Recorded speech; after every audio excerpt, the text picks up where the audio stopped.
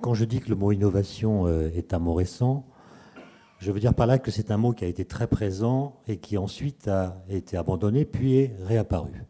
C'est un mot qui est apparu au XIIIe siècle, en bas latin, dans le vocabulaire de la théologie.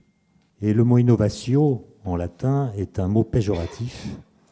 Il désigne un discours, une thèse théologique qui est un peu à l'écart du dogme et qui, de ce fait, menace de devenir hérétique.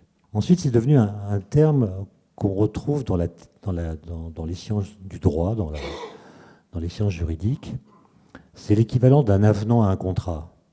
Une innovatio, c'est ce qu'on ajoute à un contrat pour l'adapter à une nouvelle situation sans changer les termes fondamentaux du contrat, comme un avenant. Ensuite, ça apparaît dans le domaine de la politique avec Machiavel.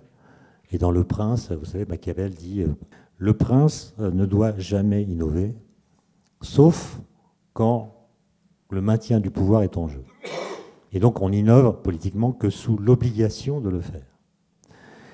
Et l'auteur qui m'intéresse dans cette liste, c'est plutôt Francis Bacon, XVIIe siècle. Et Francis Bacon, c'est celui qui invente le mot progrès. Parce que le mot progrès il vient du latin progressus, qui veut dire simplement avancer. Avancer, ni en bien ni en mal, c'est juste se déplacer. Ce n'est pas une connotation qui va au-delà de la simple description d'un mouvement. Mais Francis Bacon, lui, parle de progrès. Et en fait, il écrit en 1632 un livre que vous pouvez trouver traduit en français aujourd'hui chez Vrin, qui s'intitule « Essais et conseils civils et moraux ». Et c'est un livre assez incroyable parce qu'il contient un chapitre qui s'intitule « L'innovation ». Alors l'idée de Bacon, c'est que... Alors 1632, c'est donc avant le siècle des Lumières. C'est avant la philosophie des Lumières. Mais Francis Bacon, il part de l'idée que le temps qui passe est un temps corrupteur.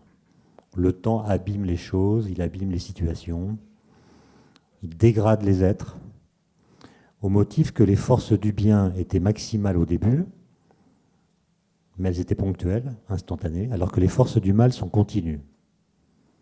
Et donc, dit Bacon, si on fait le bilan, si on attend la fin, le mal l'emporte. Comment empêcher que le mal l'emporte? Par l'innovation. Innovation technique.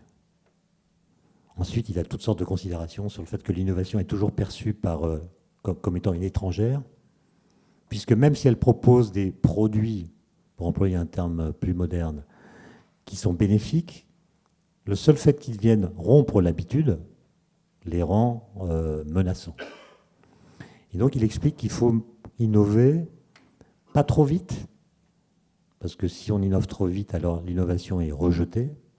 Pas trop lentement, parce que si on innove trop lentement, eh bien, le mal fait des dégâts irréversibles qu'aucune innovation ne peut plus rattraper. Et donc il conclut en disant qu'il faut innover au rythme du temps. Il faut juste compenser par l'innovation les effets négatifs produits par le passage du temps. Et donc, le mot important dans cette histoire, c'est le mot corrupteur. Le temps est corrupteur.